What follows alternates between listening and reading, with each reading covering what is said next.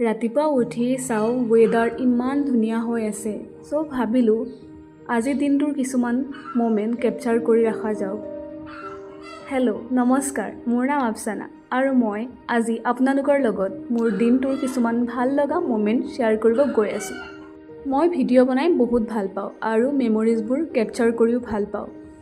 বাট ইয়াৰ আগতে মই এনেকৈ কেতিয়াও ভিডিঅ' বনাই পোৱা নাই। চ' আজি মই কমফৰ্ট জ'নৰ পৰা ওলাই গৈ কিছুমান ভাল লগা মোমেণ্ট কেপচাৰ কৰি আছোঁ। আশা কৰোঁ আপোনালোকে ভাল পাব। ফাৰ্ষ্ট ৰাতিপুৱাই নিজৰ স্কিনটো মইশ্চাৰাইজ কৰিব লাগে। তাৰপিছত ঘৰৰ কাম বনো কৰিব লাগে। বাট মোৰ ঘৰত একো কাম নাছিলে। ৰাতিপুৱাই খালী পেটত আপোনালোকে গৰম পানী খাব পাৰে, নহ'লে গৰম পানীত আদা হালধি দি বইল কৰিও খাব পাৰে, নহ'লে মোৰ নিচিনা এনেদৰে কিছুমান হাৰ্বছ টেমা এটাত ষ্ট'ৰ কৰি ৰাখিব পাৰে আৰু ৰাতিপুৱাই আপোনালোকে গৰম পানীত বইল কৰি খাব পাৰে। এনেকুৱাকৈ ডিটক্স ড্ৰিংক বনাই খালে আপোনালোকৰ কনষ্টিপেশ্যনৰ প্ৰব্লেম নহয়, ডাইজেষ্টিভ ছিষ্টেমো ভাল হয়। আপোনালোকে মোক কমেণ্ট কৰি জনাবচোন আপোনালোক কোনে ৰাতিপুৱা এনেকৈ গৰম পানীত কিবা হাৰ্বছ দি খাই ভাল পায়। মোৰ আকৌ ৰাতিপুৱা হেভি ব্ৰেকফাষ্ট লাগে। মই আকৌ তেনেকুৱা ছোৱালী নহয় যোনে ৰাতিপুৱা একো নোখোৱাকৈ গোটেই দিনটো থাকিব পাৰে। মোৰ লাগে ৰুটি, ভাজি, চব্জি, পোলাও, খিচিৰি এটচেট্ৰা। হেভি ব্ৰেকফাষ্ট নহ'লে যেন মোৰ ভালেই নালাগে।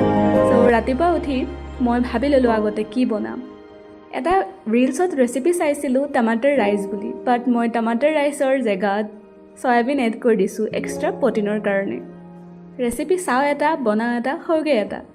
বনাব লৈছিলোঁ পোলাও, হৈ গ'লগৈ খিচিৰি। বাট যি কি নহওক খাই বহুত ভাল লাগিছে, হেল্ডিও হয়, প্ৰটিনো আছে, লগতে পেট ভৰিছে মোৰ।